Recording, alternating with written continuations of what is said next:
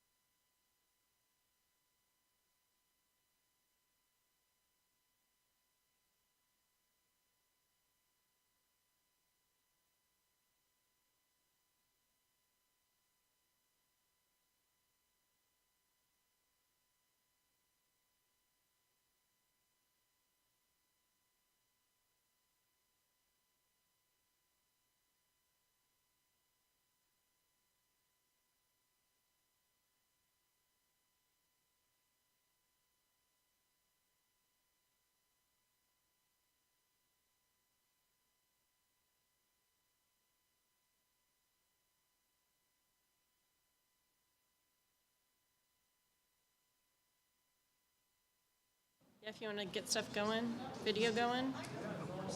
We're all right. All right. Good evening, everybody. Hello. And welcome to the Albany County Public Library. My name is Rachel Crocker, and I am the director here. And it really is a privilege to welcome you all here. So the mission of the Albany County Public Library is to build meaningful connections, to inspire growth, to cultivate curiosity, and enhance community. And this feels like one of the perfect ways to do all four of those things. And so we are honored and pleased to get to be a part of this in every election year and to work with the League of Women Voters. So just for a few thank yous, of course, first thank you to the League of Women Voters. It takes a lot of coordination to put all of these forums together for our community, but they're a really valuable resource. So thank you for all of the puzzle pieces that you put together for us and for our community. We really appreciate it, and all that you do to encourage voting and educate voting within our community. Thank you all who are here with us. We greatly appreciate it. Thank you also for tolerating our funny cameras and some of our funny mics, as that is one of the things that allows us to make this available online. So we are live streaming this, so there are hopefully a few people joining us online, and then these videos will be posted later. On that note, a reminder to our candidates to please use the microphone, because that's essential for our online audiences to be able to hear you. But welcome and thank you to all of those who are going to participate and watch this at some point in the future to learn about our candidates for school board. And then finally, thank you to the candidates. Thank you for joining us this evening, but thank you for serving our community in this way by running for these offices. We appreciate you and what you're doing for our community. So with that, I'm going to turn it over to Lynn to talk a little bit about how tonight's forum is going to go.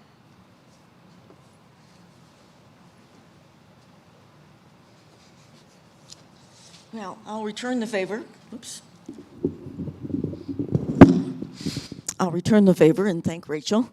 Rachel and her staff here at the library are just enviable. This is Riley Shogren sitting over here. Riley was out sick for a couple of days, but he worked from home to make sure that everything was posted for the community. And Tyler's around here someplace? Yeah, somewhere. All right. Anyway, and Tyler stood in his stead.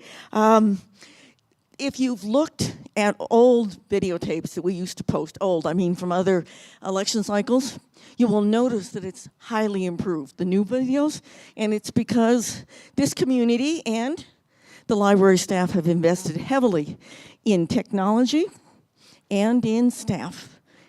There's just nothing like it. Anyway, so I invite you, friends, family, to all take a look at both this session and the two other school board sessions. There was one last Thursday, and there'll be another one tomorrow. Let's see, what else? Yes, and they are all posted. They're posted in lots of places. So they're posted on the Albany County Public Library's page. I think it's best if you go, ACPL, League of Women Voters, and that takes you right to the place. And you can also look at all of the videos from last time around from the primary to see other people and other issues that might have come up then.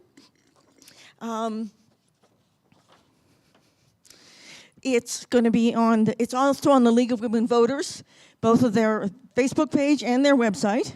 It's on City TV, channel 191, and that's for your older friends and family who maybe don't have a computer at home or don't pay for internet. You can just watch it on television. And Vote 411.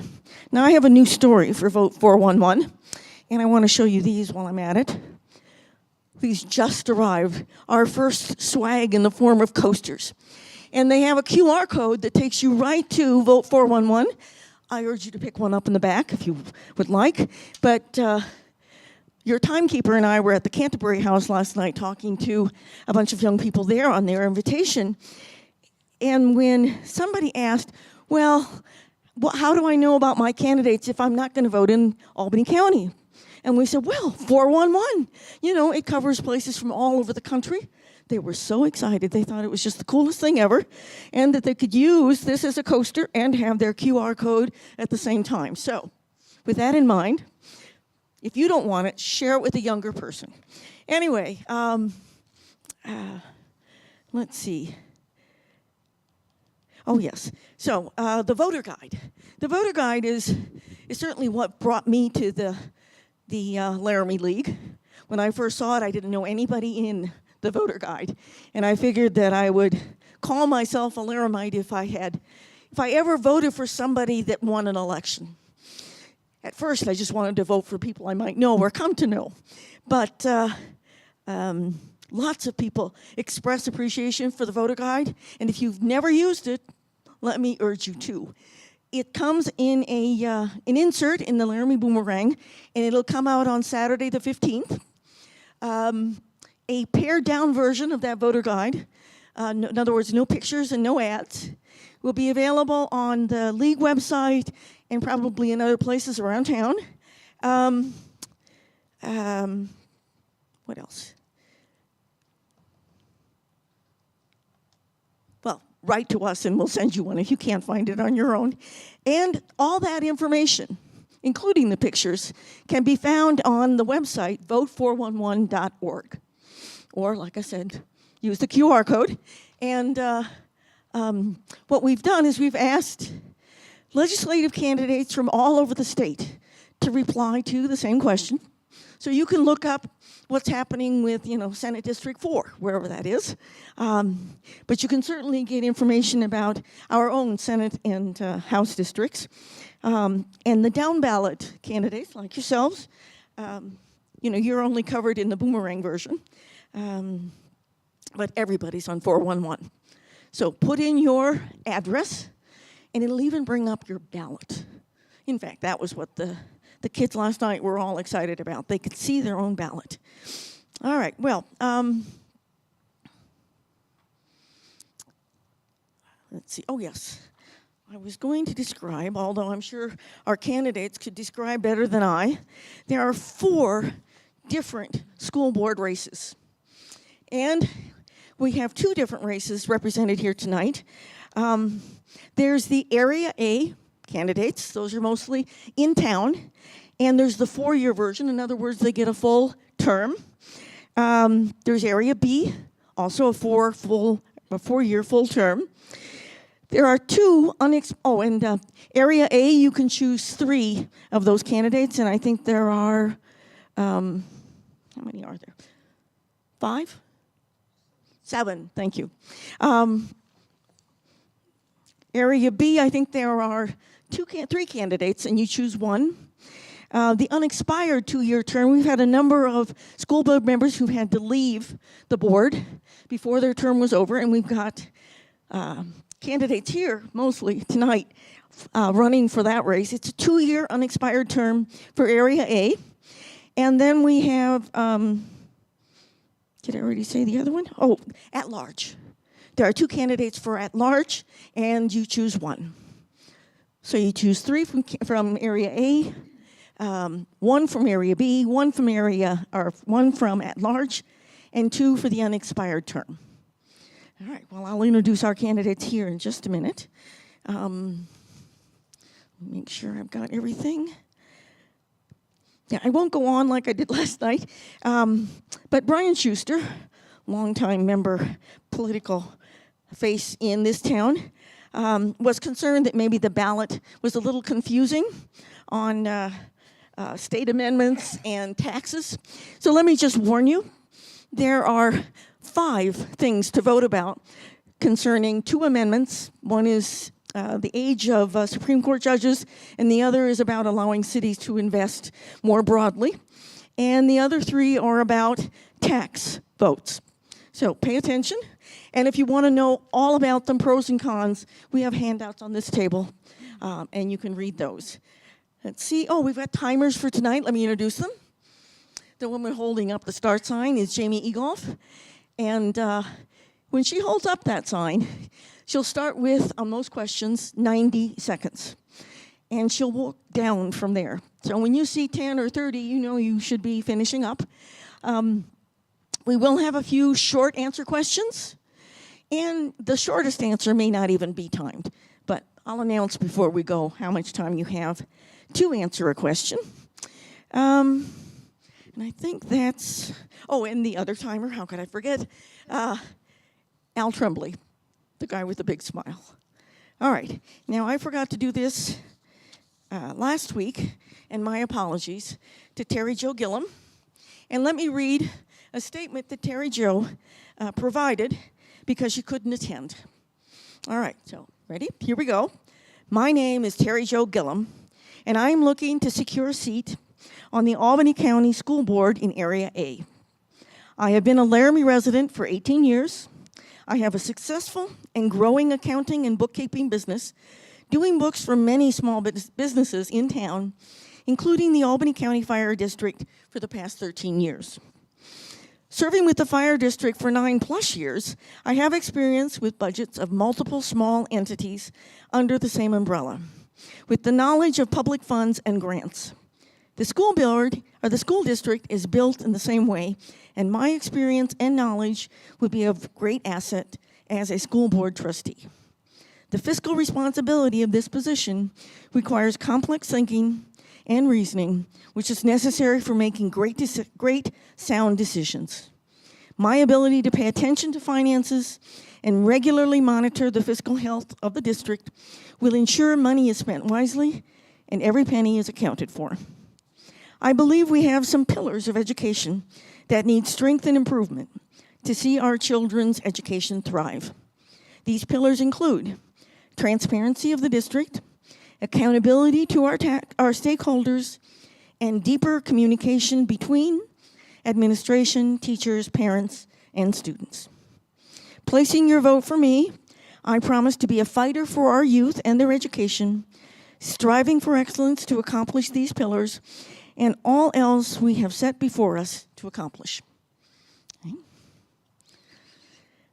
And let me then talk about the questions, not just the statements, but the questions we can ask the rest of you. We gather up questions from the audience. You can see I've already gotten a few here. I think I have 5 already. Maybe just 4. In any case, I expect more as we move along. And my priority is to ask in some fashion the questions that the people here ask. It might be that 2 or 3 of them kind of overlap, and I'll meld them together. Also, I won't use a question that is targeted to a specific person. These are supposed to be general questions that any and all of you could answer. Just in case there's a lag time and I run out of questions from the audience, I bring with me 2 different sets of questions. I bring with me the set of questions we used last Wednesday. I told the audience then that I wasn't going to use the same questions for you all because I didn't think it was quite fair. But I've got them all, and I might just pick from a few of them. I see we've got a repeat question, so that one is already taken twice. I've also got 12 questions that come from old voter guides or forums that we've held in other election cycles. So that's the source of the questions. I didn't get any online this year, and we didn't get mailed any, but people could have done it that way as well. Do I have any questions? No? Okay, well, if you will, like Rachel said, keep the microphone close. You may want to do what I'm doing. Hold on to it. And let's just start. The first round is easy. I want an introduction in the way of your name, the race you're running for, and last night they carried it a little bit further, so let me ask you to do the same. Just a little bit about either your family or your employment record, something like that. Let's try to keep it under a minute if we can. And Mr. Candelaria, shall we start with you?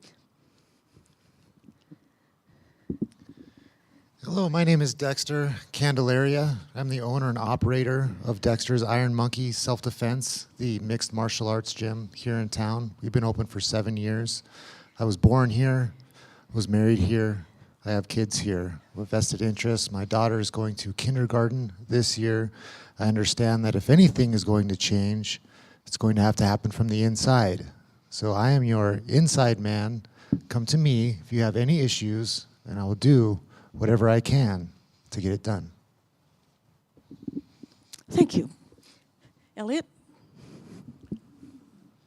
My name is Elliot Arthur. I was born in Laramie but didn't live here for very long, but I returned about 3 years ago. And I have a flight school and a aircraft maintenance shop out at the airport. And let's see, the reason I'm running for school board is because I am unhappy with some of the things that are happening. Among them is I've hired a number of employees over the last 3 years that they couldn't do a simple math equation, they can't spell, and some of them couldn't write a coherent sentence in a report. That needs to change, and I mean to help it happen. Okay, thank you. Alex? Hello, my name is Alex Moon. Maybe a little louder. A little louder? Okay, Yeah, sorry. Hi, I'm Alex Moon Christine. I'm a licensed clinical social worker. I work at the University of Wyoming in our counseling department that provides the free and confidential services to our university students. I have lived in Laramie off and on almost my whole life, but I also have never lived anywhere outside of Wyoming except a year-long stint that I did in South America where I taught English for a year in private schools, which kind of gave me some insight into how valuable our public education really is.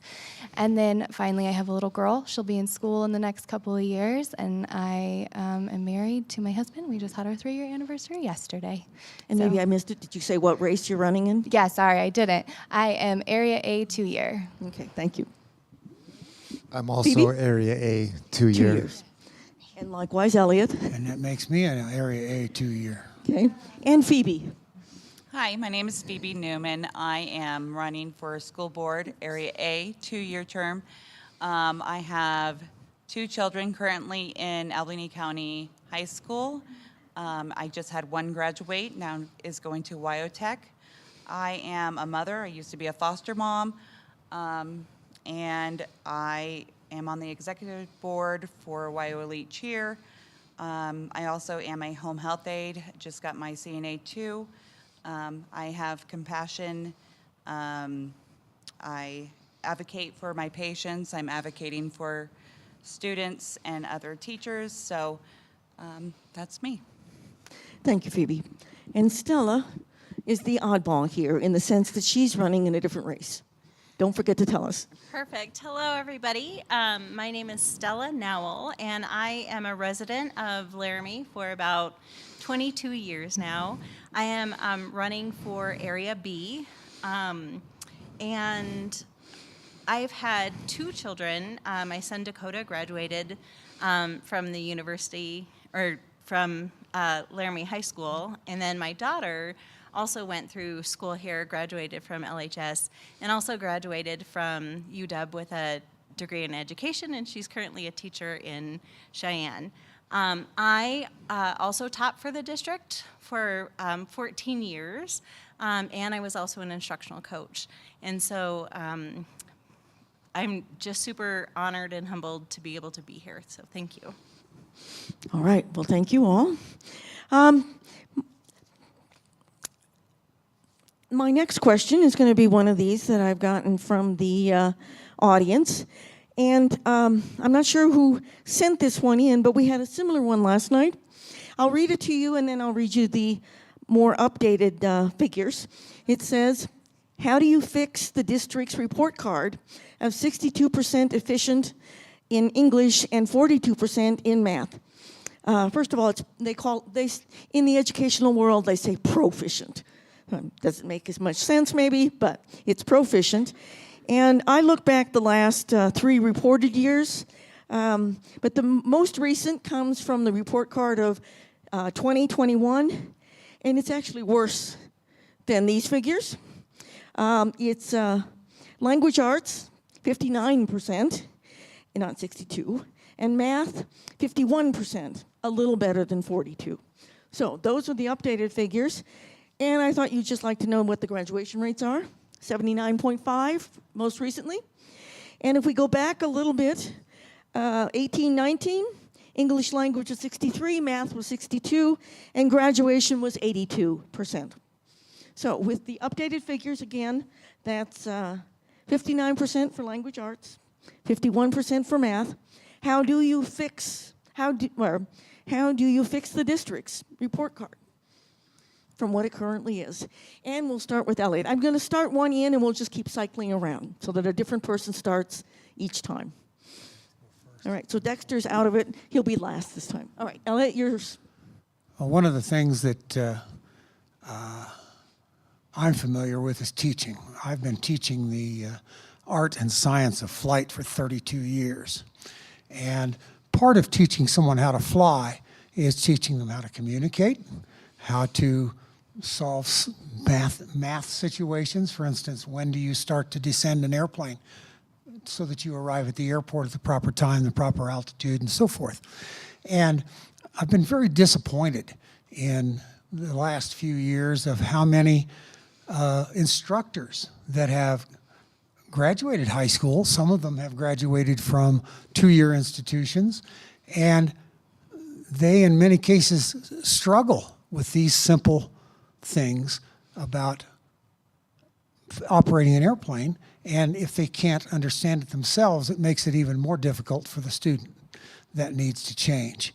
And in terms of how we change that, I think it has to be a situation where we pay more attention to the core subjects. And by that I mean math, reading, writing, and that does not mean that we need to ignore other valuable subjects like art and stuff like that. But it does mean that we need to eliminate as many distractions as possible. All right, thank you. Alex, you're next. Yeah, so I would say, I taught for a year, so that's something Again, a little louder, maybe? Yeah, so I taught for a year, but I wouldn't say that I have any expertise in teaching. I think my expertise is in collaborating. As a social worker, that's really where a lot of my strengths lie. And so I think if we're going to really figure out what's going on, we have to go to the schools. We have to ask the teachers what they're missing, what they need. We have to talk to our students about what they're not getting and what they would like to get. And I think overall we have to work within our community. And so I would start there as a school board member, really figuring out what is going, do our teachers need more resources? Do they need more training? Is the classroom size too big? And really kind of get down to what is happening so that we can then try to fix that on the board level. Don't undersell that skill. They call it assessment in the school world. Phoebe, you're next. Okay, so I'm a little old-fashioned. I'd go back to the basics. We need to do simple math, balance checkbooks, count money back out to people rather than using a calculator all the time. English, working with the teachers, we incorporate more reading and spelling words. We could include great technology and apps to help our younger children with reading and spelling and writing earlier. Okay. Thank you. Stella. Thank you. I think we absolutely can get better at the proficiency rates. And one thing that I know is our students need a strong foundation.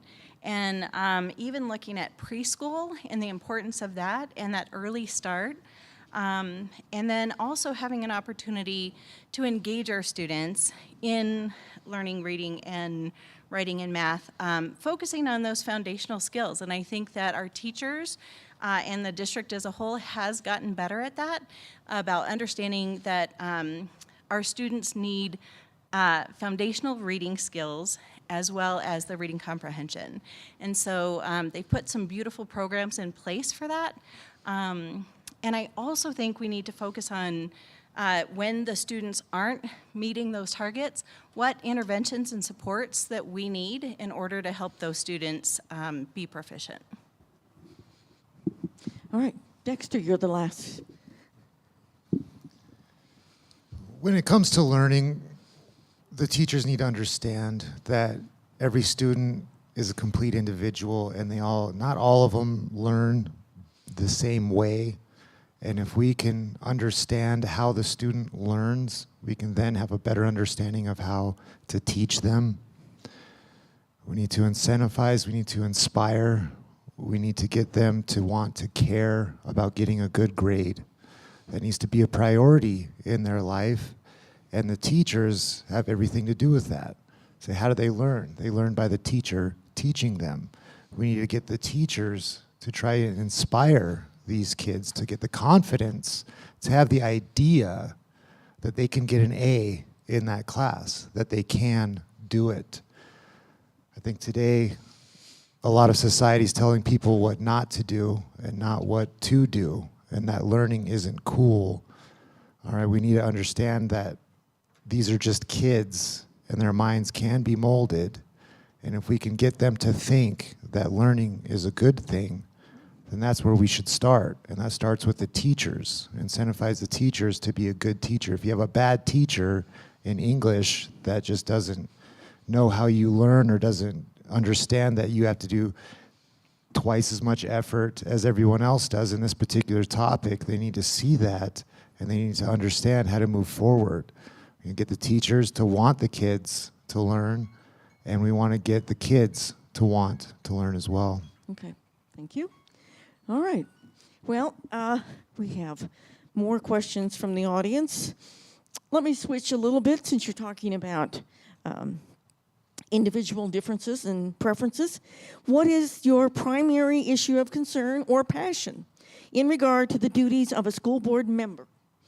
How do you plan to address this issue if elected? And we're going to start with you, Alex. Yeah, so just to clarify, like, what is my primary passion that led me to wanting to be on the board? Yeah, and then how will I do that once I'm on the board? How do you plan to address the issue if elected? Yeah, so I would say I'm coming from a place of mental health. That's one of the highest concerns that I have. I think the COVID pandemic has created a number of different concerns in our student population. I'm seeing on in a college level, and I'm sure other people are seeing it at the junior high school level. We're seeing an increase in substance usage. We're seeing issues with anxiety, depression, suicidality, eating disorders, and really Wyoming is the #1 state for suicide. And so I think we have to get into the schools and really start seeing what do we need so we can help kids at a young age, starting at elementary school, to really ensure that we have a healthy population. You can't learn if you're not healthy.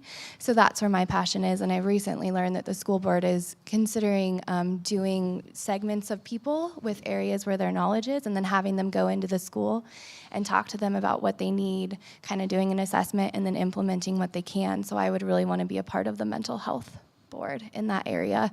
And I just recently started talking to some of the counselors at the high school about what they're needing, and that's an area I understand completely. I am a therapist myself. I can tell you we are missing resources at the university level. I know they're missing those resources at the school level. And so I want to try to figure out ways that we can affordably implement those kinds of things into our school district. Thank you. Okay, perfect timing. Phoebe, you're next. So my first priority is making sure that it's the student's future. It's important that our students get the good education and then proceed to graduate, of course. Working with teachers, parents, and students is very important to me as well. I want to hear what concerns the teachers, the parents, and the students have, and of course the other staff members, sorry. So hearing those concerns, I can, address one at a time and see what we can do to make things better. But most of all is just making sure that the students come first and their education. All right, thank you. Stella? Thank you. I agree with Phoebe in the aspect that students should be at the heart of every decision that the school board makes, considering how will this impact the students. I think we have a professional obligation to make sure that our students are both college and career ready, and that may mean having some additional courses that are interest driven, but realizing that not everybody is college bound, and that's okay. So we want to make sure that they're college and career ready. And one thing that I also would be passionate about the board is having the opportunity to be in the schools and just seeing what's happening there and connecting with teachers, connecting with students, also connecting with family and community members and just sharing the great things that we're seeing. Thank you. Thank you. Dexter, do you want me to repeat the question? Are you okay? I'm all right. Okay. Just want to make sure that everyone's having fun in school. As a teacher myself, a martial arts instructor, they're not having fun, they're not learning. I want to get the teachers to want the kids to learn. I want the kids to want to learn. I want to make sure it's a safe place. No one's getting harassed. No one's getting bullied. And I want to talk to the teachers to see what they need. I want to listen to the teachers to see what they need. I want to listen to the public to see what they need and what their concerns are, what your concerns are. I want to listen to everybody. I'll respond adequately, respectfully, with confidence. We can listen to all sides of every story completely before we move on in an intelligent, respectful manner. These are our kids, these are our future. This is the future of our great nation, and we need to treat them as such. It's a different time from when all of us were in high school. We need to understand how they learn today is different than when we learned back in school. It's a different world. I like the technology issues are brought up. We need to see how these kids learn. We need to get the teachers involved with helping them do that. So yeah, I'm just going to listen to what everyone has to say. Left side, right side, this is a bipartisan committee here. And we'll just go with that. All right, thank you. Elliot, your turn. As a novice flight instructor, I was taught that most people learn in one of three ways. They either, in some cases, can read a book and learn it, or they can watch someone else do it and learn it, or they must have to practice it themselves. And I adopted the philosophy that I try to use all three methods on every student, because until I have sat in the cockpit with them for 2 or 3 hours, I don't know how they learn. I have to read their minds, so to speak. And if you give that kind of a presentation, for instance, in a math class, they have homework assignment, and then they get to practice in the classroom and maybe watch the teacher do a math test or a math problem so that they can watch it done. And that's usually a pretty good method. However, it takes discipline. Kids who are distracted, very difficult to learn, whether they're being distracted by some of the things their classmates are doing or some of the other things that are going on around the school. It doesn't matter. Those distractions need to be eliminated as much as possible. All right, well, Phoebe, you're going to start this one.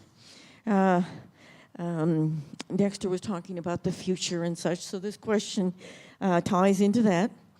In a democracy such as we have, what is the purpose of public education? I'll give you a couple of seconds to think about it. I feel that the purpose of public education is to really, we're setting our children up to be young adults and to grow out in the world. I feel that we should have more electives, more like blue-collar electives, middle school and high school, to set our students up, our children, for the future. I feel it would help our state, Wyoming, as well, to keep more people here, maybe possibly grow their families. And so, yeah, I feel like if we have a good education, they graduate, and we give them more chances, they'll want to stay here. Okay. Stella, your answer. Thank you. I appreciate this question. And really thinking about what our students need. They need the opportunity to communicate, to collaborate, to creatively solve problems. There are positions like jobs that haven't even been invented yet. And we need to teach our students to be nimble enough to, when that opportunity comes up for a new position, that they can do that successfully. I'm even thinking like 10 years ago, being a YouTuber was not a thing, right? And now it can be very lucrative. But so again, just to give them the skills of communication, collaboration, and creative problem solving. I think if we're able to do that, then we're able to launch our students again to that career or college readiness. Hey, thank you. Dexter.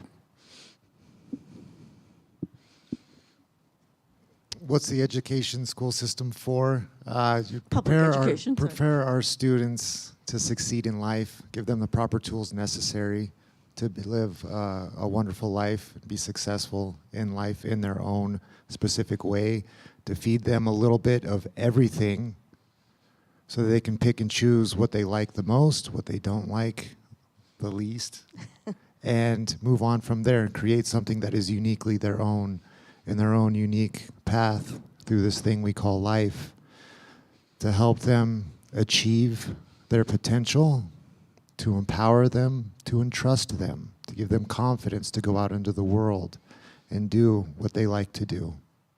Thank you. Elliot. I liken an education that a child should get to building a house.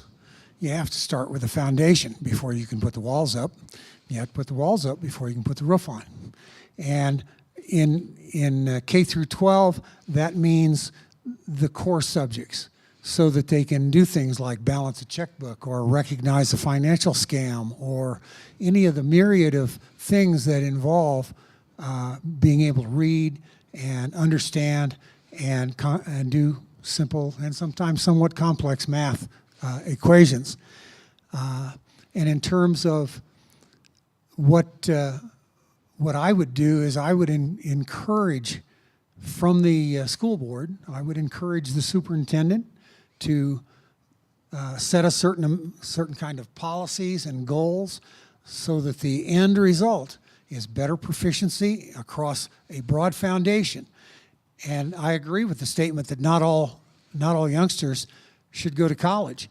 I've met a number of kids that had no business in college. They were wasting their time and their parents' money.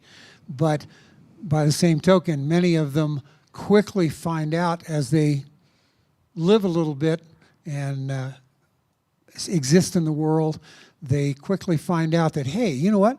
I like doing this. And it is a good job and it pays. That's what I'm going to do. And it doesn't always require college. All right, thank you. Alex. Yeah, so I think what a lot of us are saying is a public education, the purpose of it is to serve our students so that when they leave, they feel like they can be productive and well-informed citizens. And so I think that could be in a variety of ways, really, but at the end of the day, I hope that our education system sets people up to do what they dream of doing, whether that's school, trade school, being a stay-at-home mom, whatever it is. I think we can set up our kids in a way that they can then follow and educate themselves in the areas that they're passionate about afterwards. So critical thinking skills, problem-solving skills, those are all the things that I hope that our public education is instilling in children so they can then choose what they want to do with it afterwards. Thanks. Thank you. All right, well, lately we've discovered that some quick answer questions are popular. It sort of cuts the rhythm and speeds things up a little bit, gives you a breath. So let me ask a couple that I asked last night. I'll just give you a phrase and you give me first thing that comes to mind or a very short thought about it. Banned books. Stella, it's yours first. How many minutes? Oh, under one. Well, all right, don't time. Okay, one All second. right. Yeah, ready, All set, go. No to banned books. Well, now you see you couldn't have timed that. All right, Dexter. Nothing is stopping the parents from going and getting the book and giving it to their kids that's not allowed in school. That's that. Okay. Elliot. Well, I hark back to when I was in law school, and I learned that the Supreme Court at some point defined what could be considered pornography. And it is my belief and my desire that books that are not acceptable to the entire community are acceptable in the school library. Short answer. The other books should belong in college or public libraries. Okay. Alex. Short answer.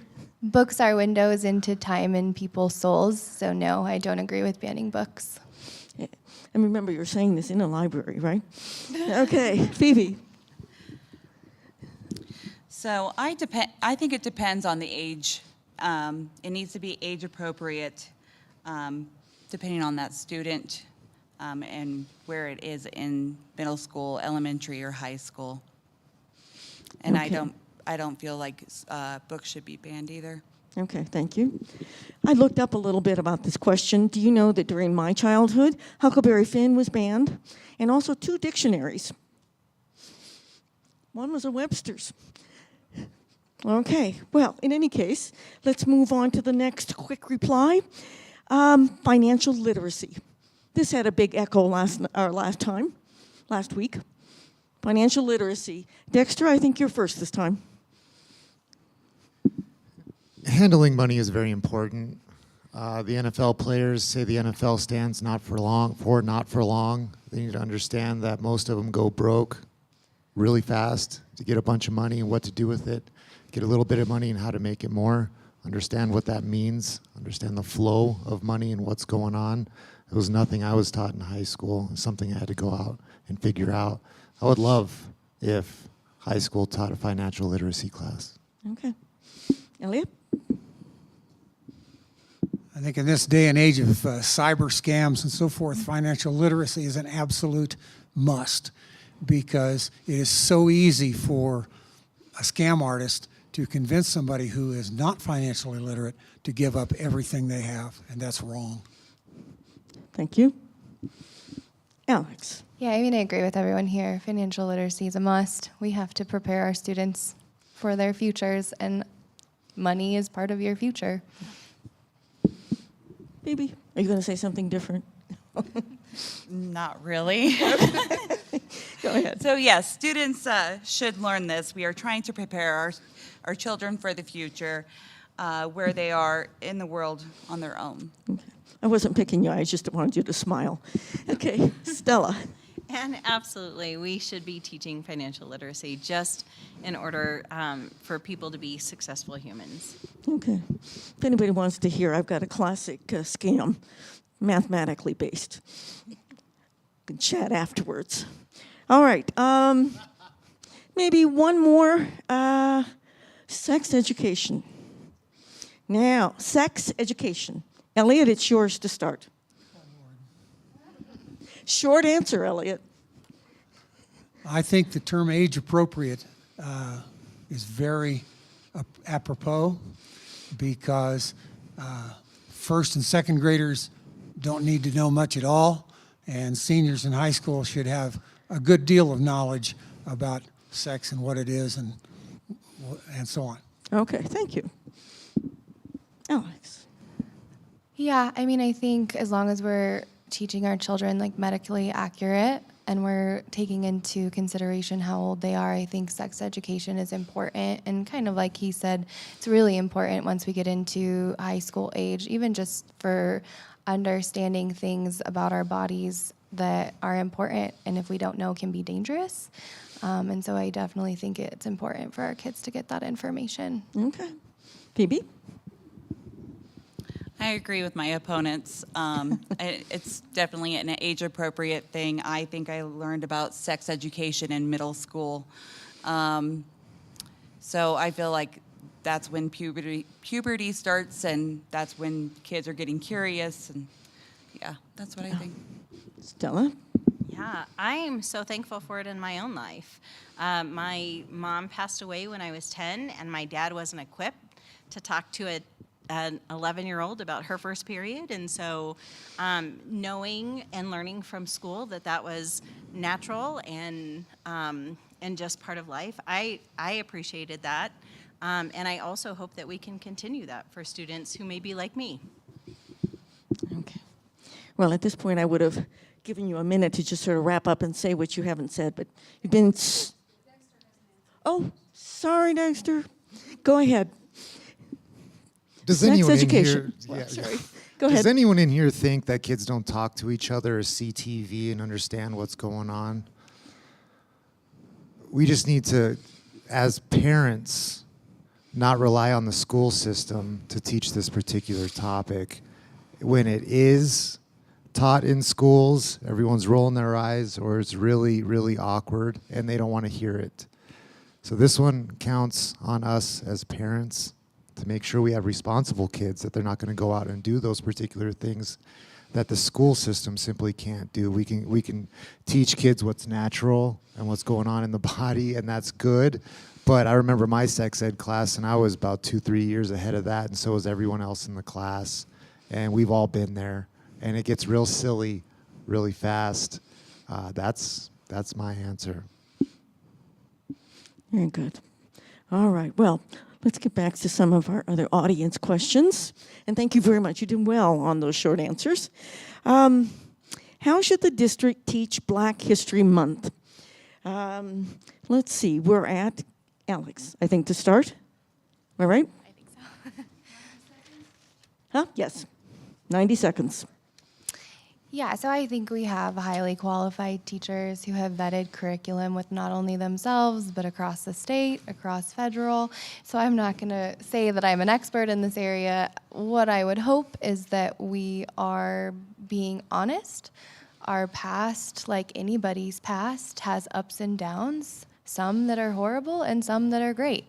And I think to truly appreciate the wonderful things our country has done, we also have to have an understanding and idea of what else our country has done, so that we can then kind of balance like where we've come from, where we're going. And I very much think that teachers have way more knowledge in this area about what needs to be taught than I do. So if that question comes to the board, I think I would go back to collaborating with what are we currently teaching? Does this follow the standards that we need to be teaching? And I'm sure that that's what we're doing in our school district now. Thank you very much, Alex. Phoebe?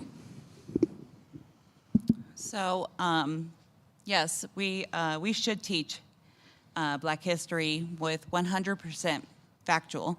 Our history is taught to learn from our mistakes, and there's some, like even in Black history and other history, there have been things that were cruel and not so great. So those are things that we learn from. So yeah, history needs to be taught for sure, especially Black history. Thank you. Stella?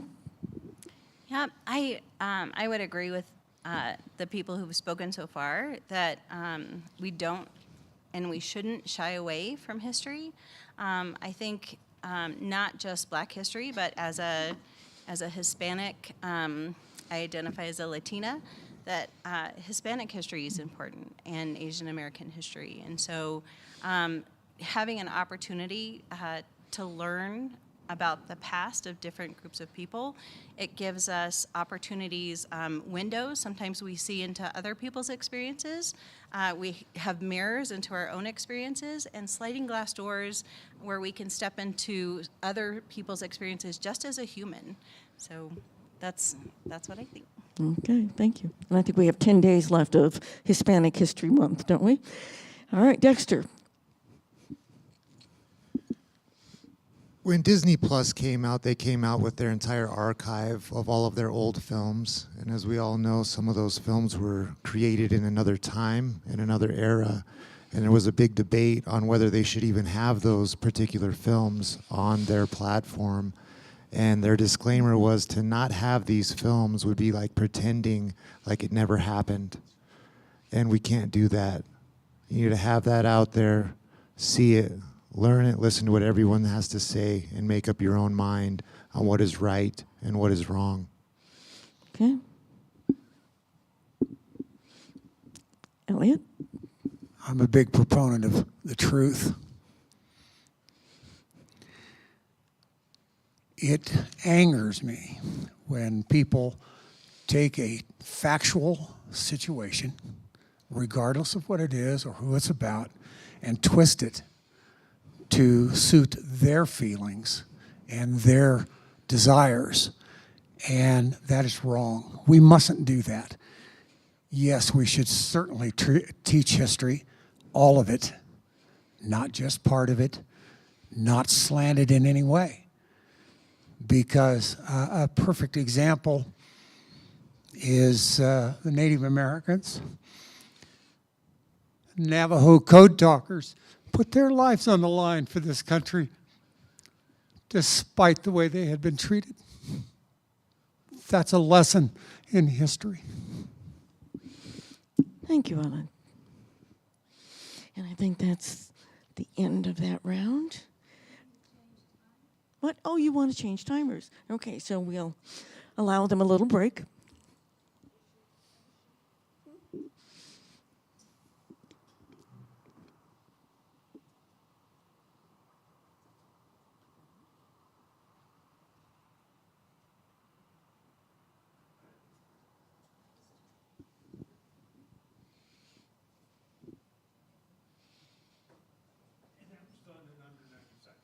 Okay. Okay. Well, I just got a new and interesting question from our audience. So let me use this one. And we're starting now with Phoebe, right? What is your perspective and expectation of parents and families, underlined, in public education? And that comes from a teacher and a family member. Okay. Can you repeat that one more time? Sure. What is your perspective and expectation of parents and families in public education? So I feel that parents are a student's or child's first teacher. They should be taught at home first, but the school is there to help them go further in their education.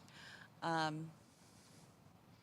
think parents should have the right to be able to say what should be taught.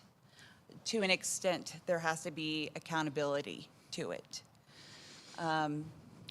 The student has to be held accountable for wanting to learn a certain class, or they feel that they need to have certain things taught. So I just feel like accountability is the biggest thing, but parents are a big role in a child's future, and so are teachers. Okay. Stella, expectations and perspective. I think the biggest expectation from parents should just be communication with the teacher. I know several parents who the reality is they're working 2 jobs right now, asking them to help their child with homework. It's hard timing-wise. There's a lot of single families, single parents who, again, after working all day and also making sure that their child is involved in soccer or football or ballet or whatever, and then trying to put food on the table and then come back and try to help their child with homework, that's a lot to ask. So I think that communication piece is critical. So if a parent says, hey, look, I'm a single mom, I don't have a lot of time during the evening to help with homework, so what's my biggest bang for my buck?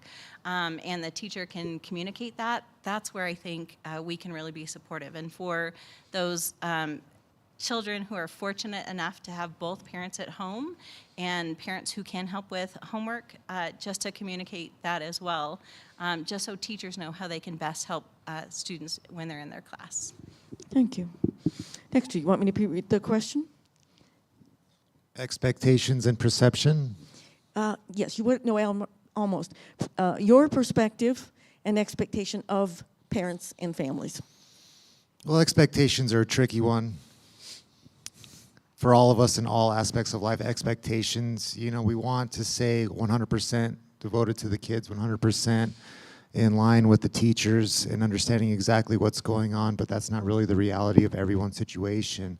I want the parents to be directly involved in their kids' lives. It's very important, whether they're in a single home. I'm a stay-at-home dad, and I'm directly involved in every aspect of their life, and that's why I'm here. For me to expect that same amount of effort and focus and devotion of every last citizen is not fair for every last citizen because they're in different situations. But saying that, I would love to see the parents directly involved. I would love to see the teachers directly involved with the parents and vice versa. And yeah, that's that. Okay, thank you. Elliot. One more time on the question. Yeah. What is your perspective and expectation of parents and families in public education? Well, I have to go back to foundation, because the parents must be the foundation for certain aspects of the children's character building. And most important of that is the difference between right and wrong and morality in general. And I'm not talking about religion. I'm talking about basic human values and rights. And those need to be taught by the parents, and they need to be reinforced at the school level, because otherwise the child just thinks, oh, my folks are a bunch of old fuddy-duddies, and it doesn't matter. It does matter. And the school needs to reinforce those things. And then I expect the parents to back up the teachers. When a teacher disciplines a child and then the parents show up at school and berate the teacher, that cannot be tolerated. On the flip side, it is necessary for school board and the superintendent and all of the administrative staff to be available to communicate what is necessary, what if a child is misbehaving, how, why, and what can we do to fix it. Okay. Alex?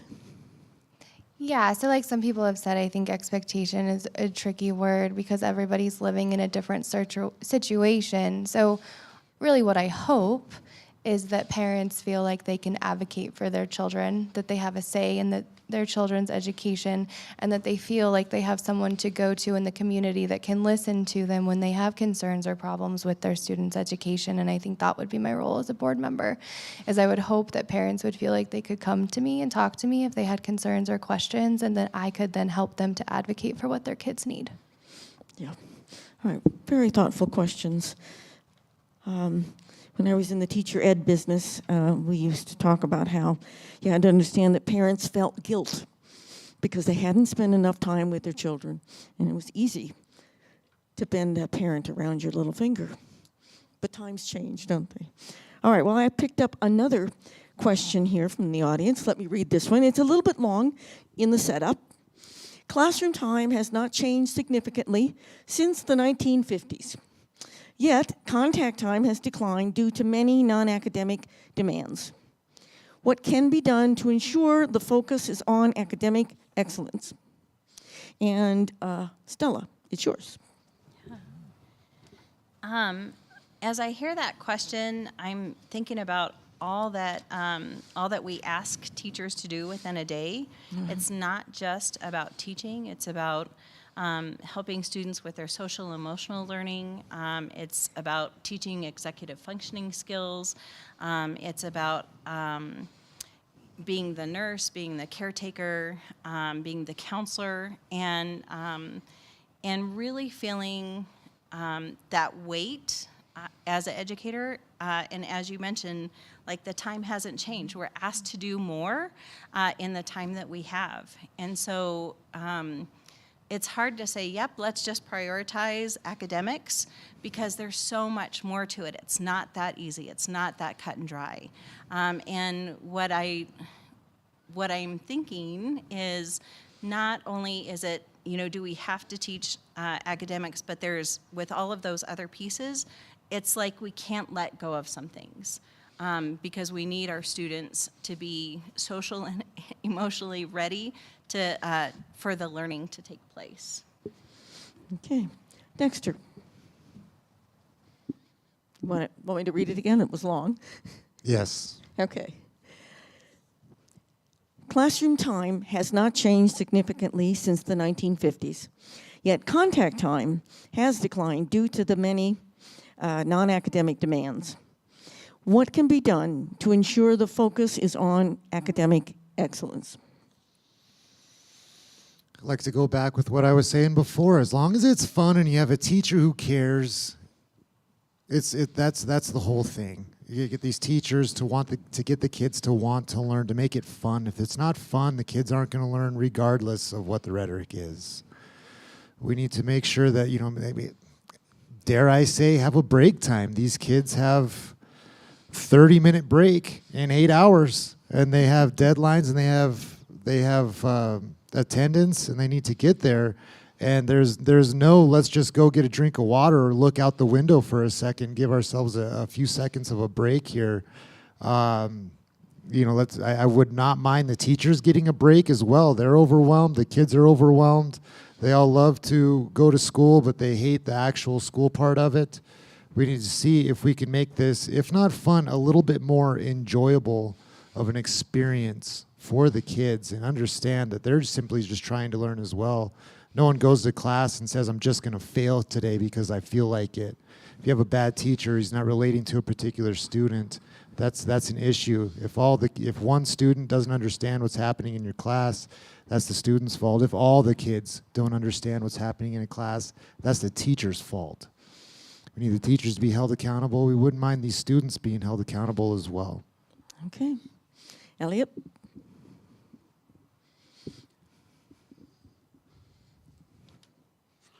I'm a fan of delegation.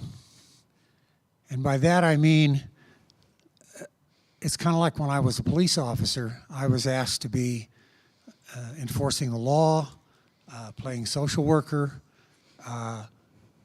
babysitting children who should have been supervised by a family member, a variety of things that I was neither trained nor prepared for. And I think the same situation is evolving in our classrooms. We're asking teachers to do things that social workers should be doing, counselors should be doing, administrative staff should be doing. Why aren't they?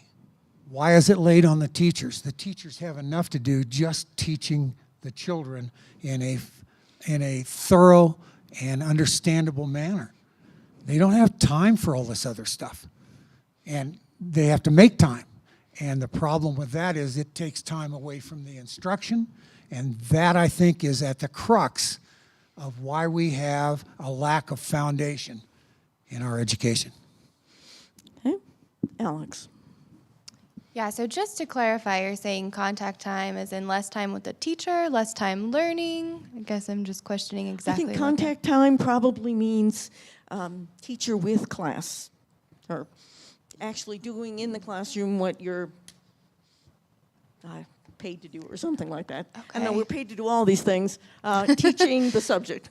Okay, that makes sense. Yeah, so I think one of the things that our school really can do is we can get some more help for teachers so that they can then spend the time that they need doing what they're paid to do.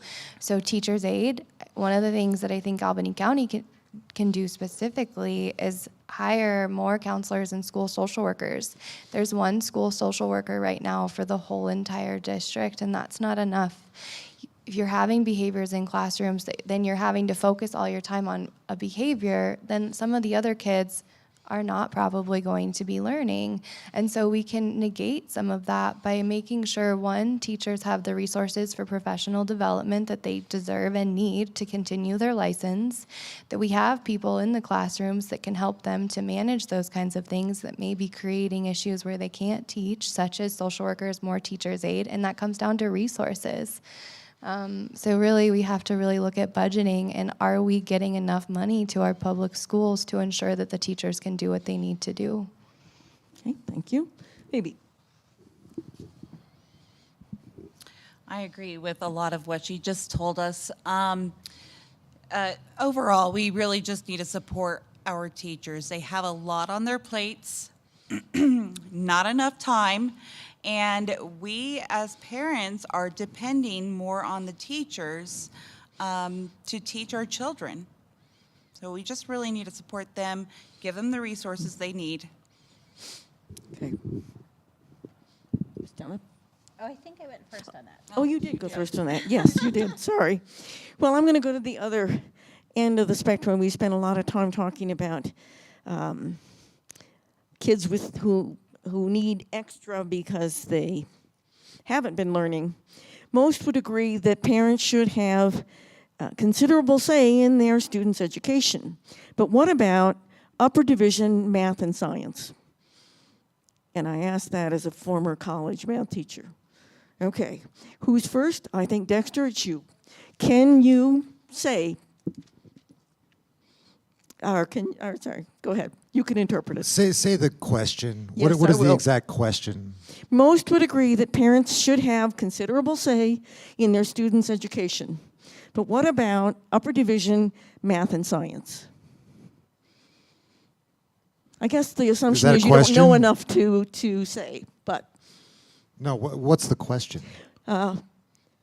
it just says, but Does what anyone about... on this table know exactly what the question is? I'm going to interpret what's written, but should parents have something to say about subjects like advanced math and science?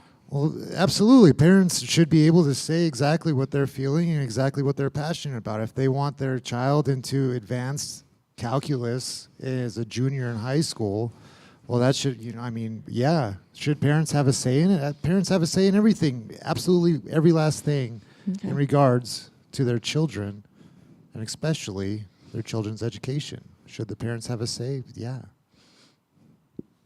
Thank you. Well, absolutely, parents should have a say. And I like to hark back to when I was in school. I had left home when I was 15, so it was pretty much up to me. I didn't really have parental control.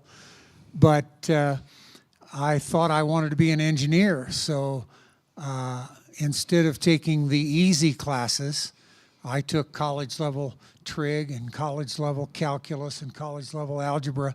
And yet, as it happened, I never saw the inside of an engineering classroom.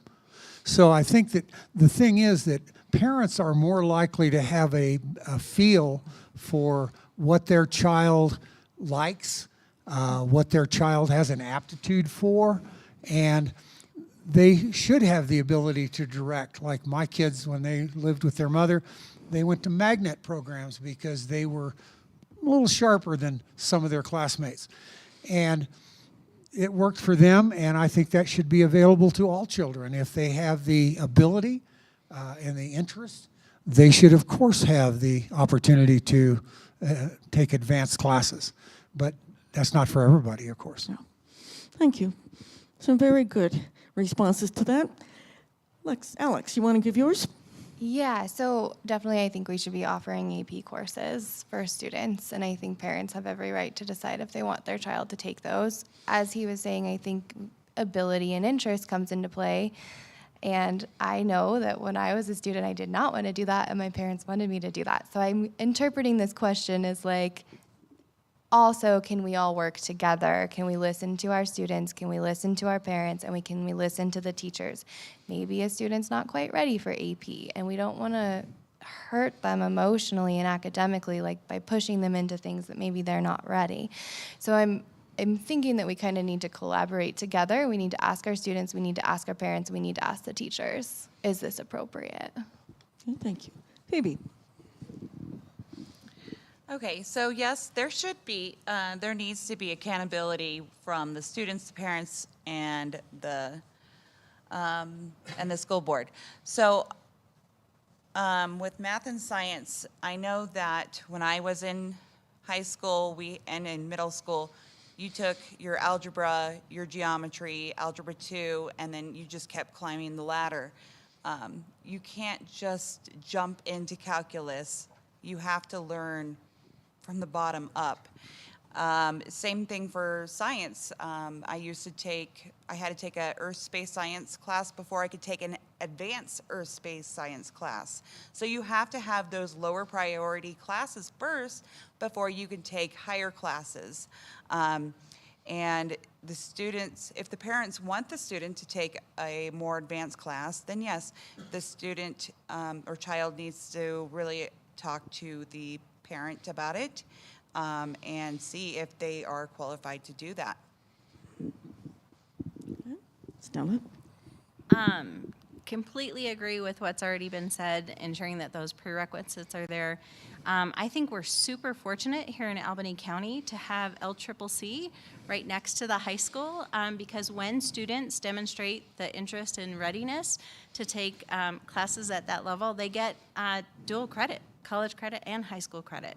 And that's such a gift, and I hope that we can continue to take advantage of that. Okay, I think that's the end of that. I'm going to ask a question that was asked of the first group, just because two of the same sort were asked, and let me ask you one. Most students who were in my child's AP classes have left Wyoming and don't plan to return ever. The school board, of course, doesn't have influence over the culture of Wyoming, that may not appeal to young people. Is there anything the school district can do to keep our brightest students here?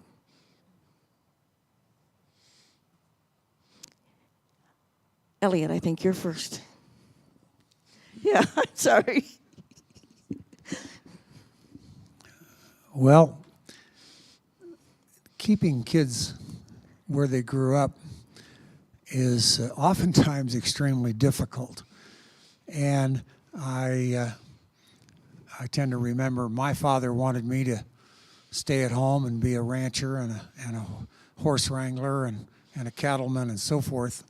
And I was so fed up with getting up at 4 in the morning and milking cows and spending another 2 hours before I went to school feeding a bunch of cattle and all that stuff.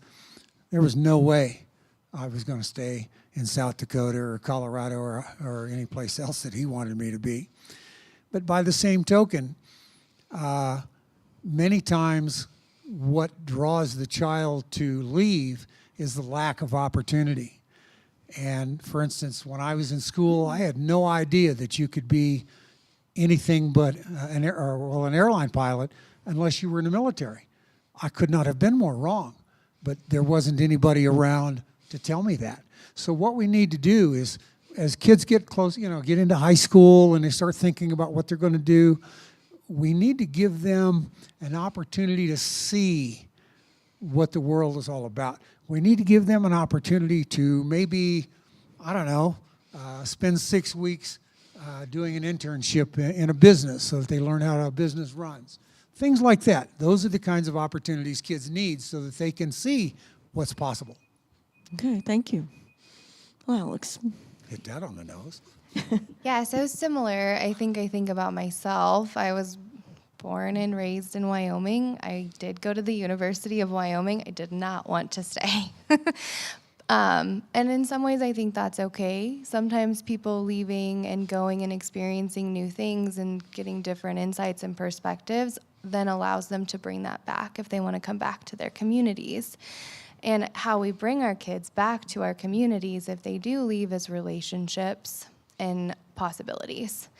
And so the school can create that by hopefully showing the students what's available here, what kind of opportunities and engagement they can have, and then relationships. If you have a support system, if you have resources, it's going to bring you back. That's what brought me back. My family's here. I knew people. I had professors that knew of jobs. Those are the kinds of things that will bring students back to our community. And I think, honestly, I'm okay if they leave.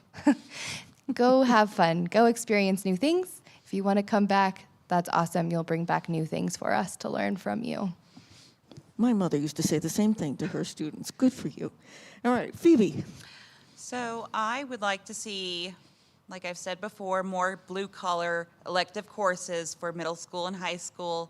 I understand that they have started the Certified Nurses Aide class in the high school, which I'm thrilled about. We need more nurses and nurses aides.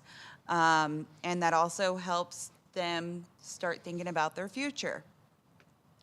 Wyoming is a blue-collar state, and this may influence the students to stay to work and maybe raise a family. So I think that might help keep our students here as long as they have those courses they can work on and get an idea of what kind of job they could do here.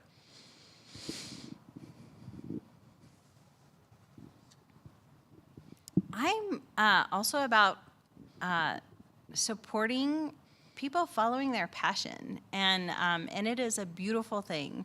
My son lived in Honduras for 4 years and loved his life there. Then he and his wife moved to Boise, Idaho, where there were 2 people that he went to school with that lived there, and they got together on a regular basis. And now he lives in East Texas with his wife and then my cute little grandbaby. I'd show you a picture later if you want to see.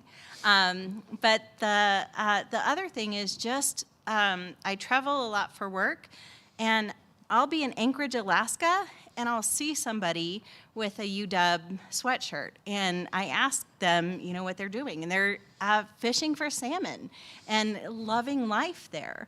Or I'll be in Logan,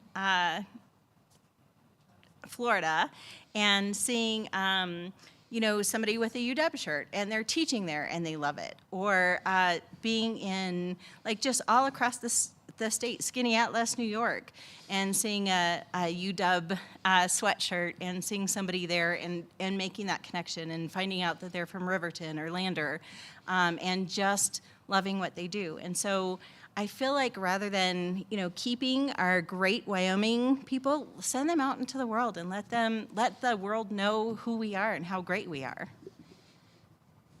Thank you. I want to apply for the tourist board. Okay, well, Dexter.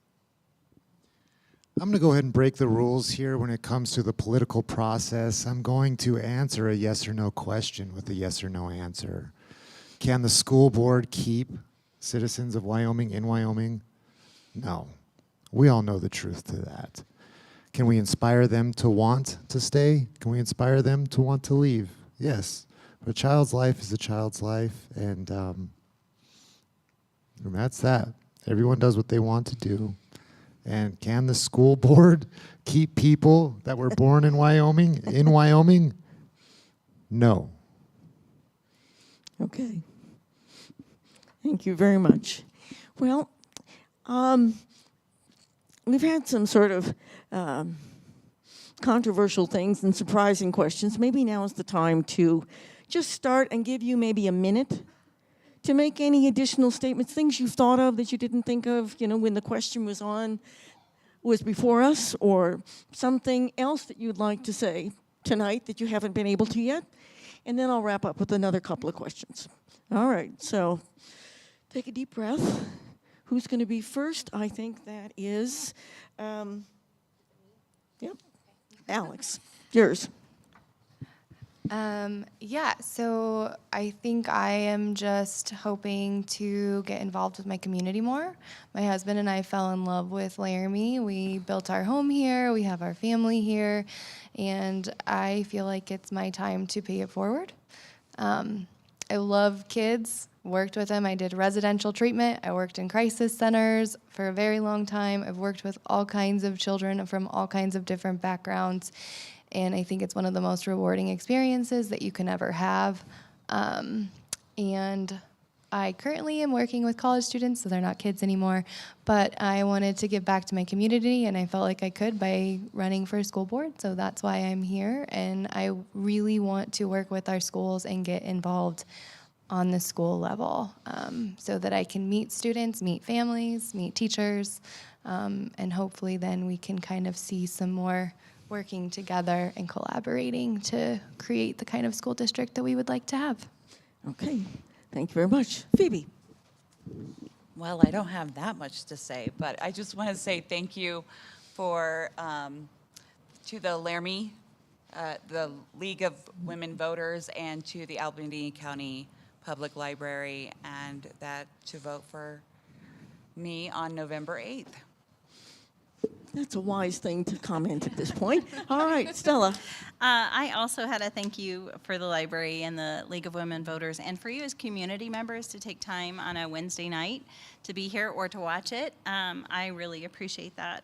And one thing that I would just like to express is my sincere gratitude to people who are running for this. It's not easy. It's my first go round, so I'm pretty green behind the ears, I think is, or wet behind the ears. But it's a difficult process. And so for everybody here to take time away from their family and to run, and what I think you heard is there's a lot that we have in common, and it's a passion for the students and the teachers.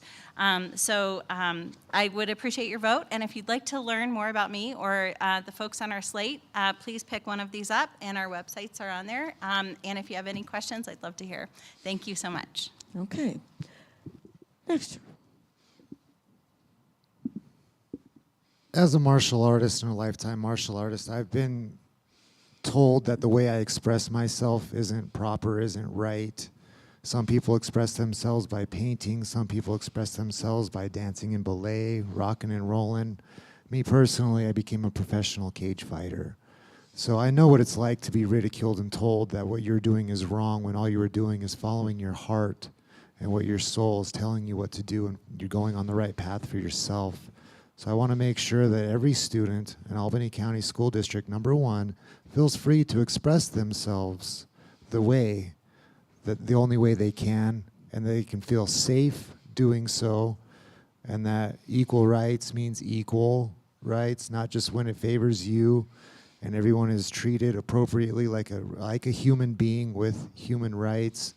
I also like to make school fun. My name is Dexter Candelaria, and vote for me. If you want to see what I have to say was cool, and if you don't like what I have to say, or if you think someone else is better for the job, vote for them. Again, I'm breaking the rules on this political thing, but I want you all to follow your hearts, follow your brains, go with what you think is correct, and let's be the change that we want to see in the world. Thank you, Dexter. Elliot.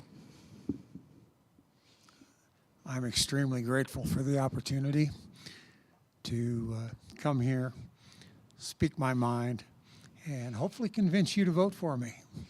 But if you'd like to hear or read a little bit more, I have a website, elliotarthur.org. Pretty simple, easy to remember. And all of the things that I want for my career, however short or non-existent that it may be, as a school board member, are on that website. And I hope that you will take a look at it. And I hope you like what you read. Thank you. Well, thank you. And just so that you all know, for each race we make a contact sheet.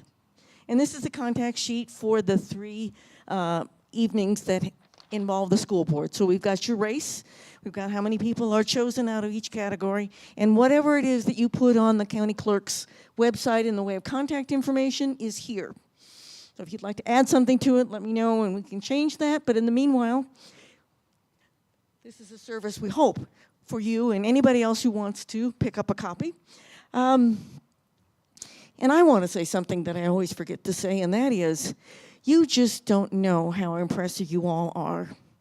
Every time I come away from a forum, I just think that it's, so worthwhile. It's stressful, like nobody's business, but it makes such a difference to get to know you in this way rather than reading about you page after page. And I tell everybody I know that they need to watch these forums. So, and I have one more thing to say. I forgot, again, something at the beginning, so before you rush away, let me introduce people in the audience who also are running for an office or occupy an elected office in this community. Okay, so remind me, all right? Brandon, remind me. Stand up or something. I'd like to introduce them. All right, well, let's do, I guess, one more question. I got handed one just in the most timely way here. It begins, my child went to Laramie Public Schools. I could look at her class curricula at any time, could participate in parent-teacher conferences and reach out to her teachers whenever I had a question. Why do you think there is a perception among some parents, or among some, that parents don't have a say in their child's education, and do you agree with that perception? All right, so it's Phoebe. You're the first. So I haven't really witnessed or gone through not being able to communicate with the teachers when one of my children are struggling in a grade, and I try to reach out to them and say, what can you do better?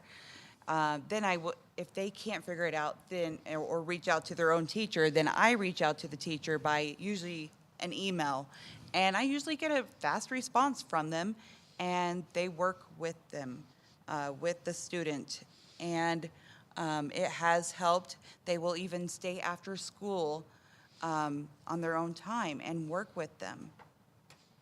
Okay. Stella. Yeah, I've seen both as a parent and as an instructional coach and as a teacher that communication with parents, and I haven't really seen a lot of barriers with parent-teacher communication or parents having a say.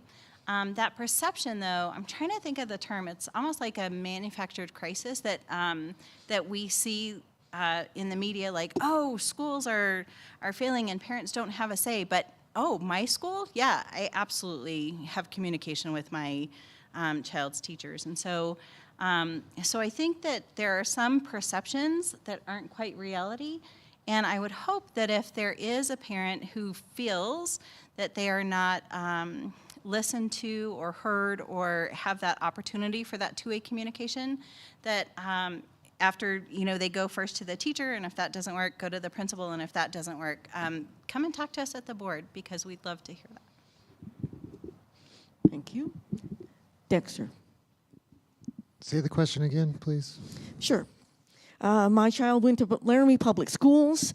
I could look at all her class curricula at any time, could participate in parent-teacher conferences, and reach out to her teachers whenever I had a question.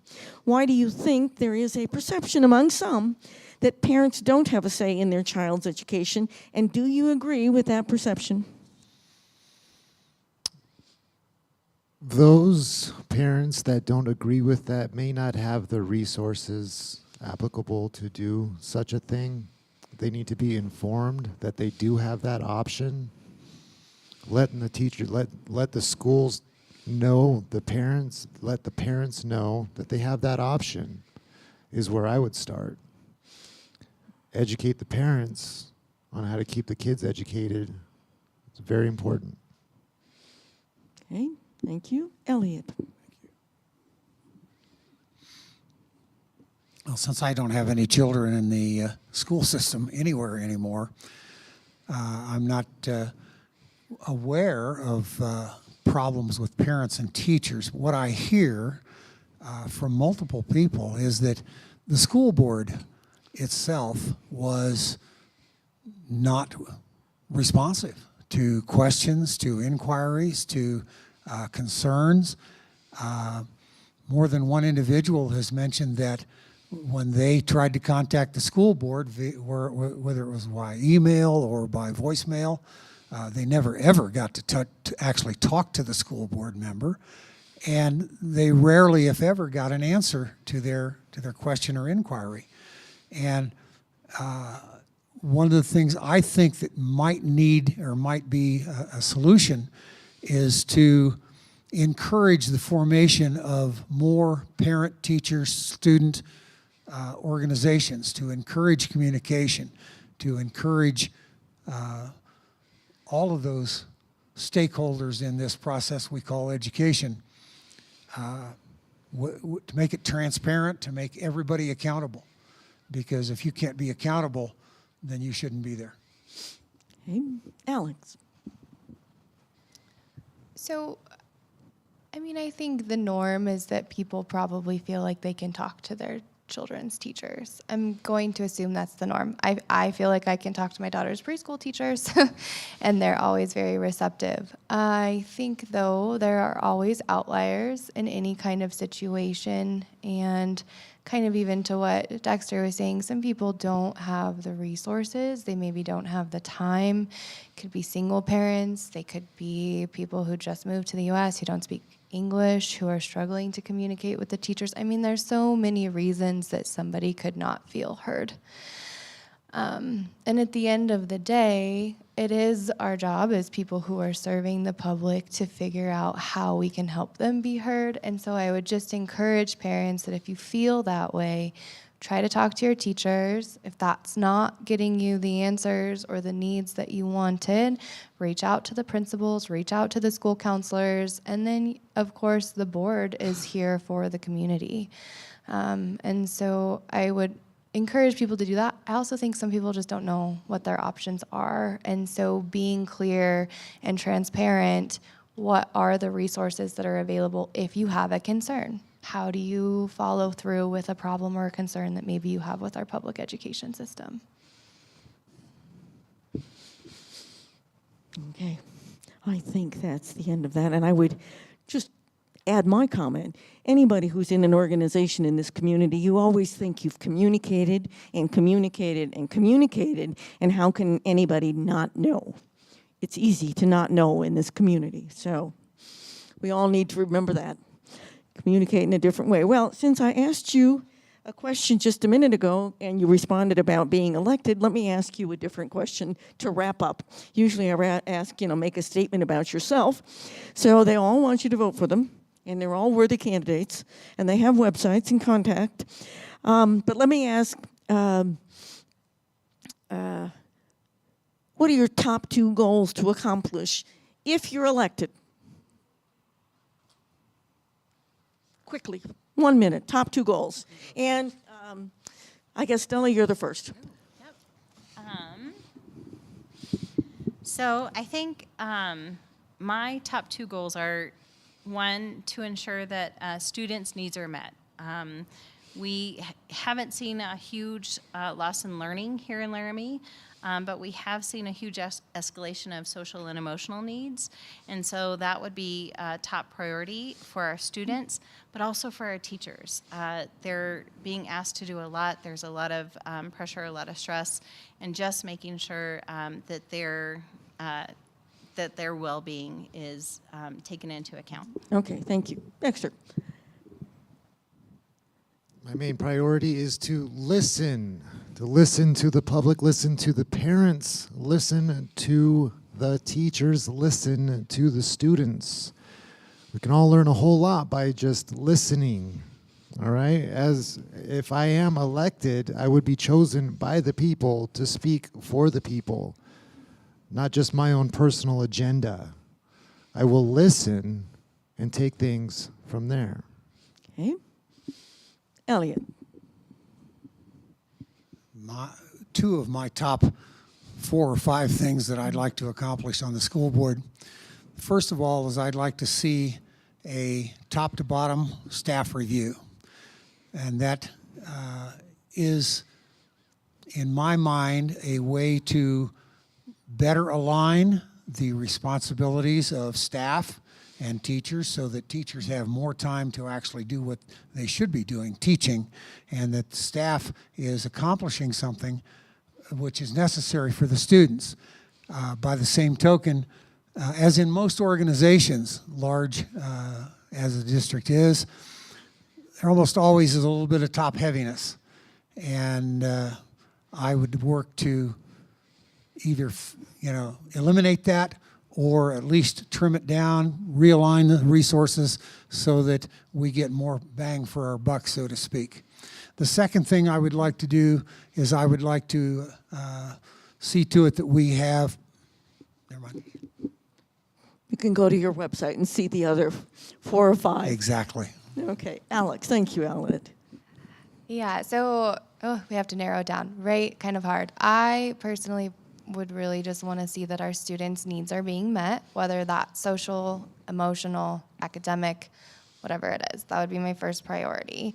Second priority is ensuring that teachers and family members and all staff, not just teachers, bus drivers, school secretaries, whatever it is, teachers' aides, feel like they have a place to come to and talk to someone on the board. And hopefully then, you know, one of the things I can do so they know where to find me is be in the schools. So I really want to ensure that I'm actually an active participant and I'm engaged. Okay, thank you. Phoebe. One thing I would like to see is to see higher state testing scores to go up higher, and then a higher rate for graduation. Another one is supporting and advocating for teachers, students, and parents. Thank you for those quick and thoughtful answers. Now, could I have the people who are running for office or who occupy an elected office, could you quick run up here and introduce yourselves? I see 2, at least 3, 4, 5.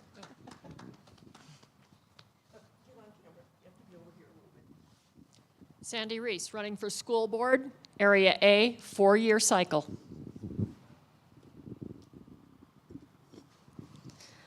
I am Chelsea Matthews. I am your current county assessor, and I am running for election. Brandon Newman, and I'm running for City Council in Ward 2. And I'm Leo Swope, running for school board, Area B, 4 years. Thank you. Current county commissioner. I have a loud enough voice so I don't need to go forward. And I'm very thankful that I do not have to be running again right now. But kudos to all of you who put your hats into the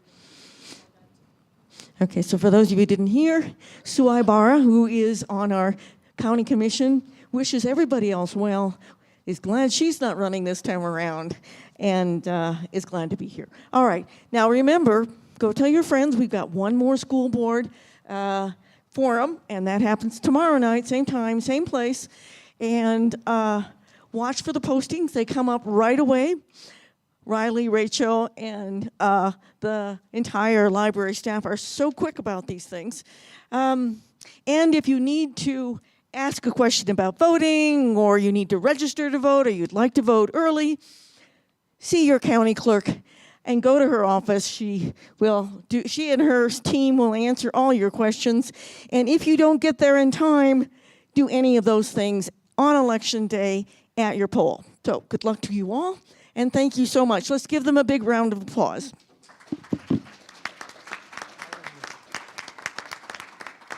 All right, we've invited them to stay around until 9, so if you'd like to chat, go out and mingle. Bye-bye.